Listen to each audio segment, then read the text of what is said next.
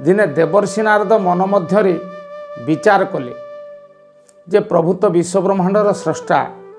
प्रभु सबुबले कहती मु समस्त की समान आखिरे देखे।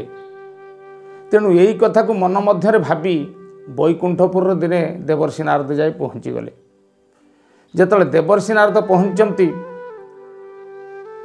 वैकुंठपुर अधिपति विश्वचिंतामणि ठाकुर कहले देवर्षि आपण हठात एपरी आगमन कहीं।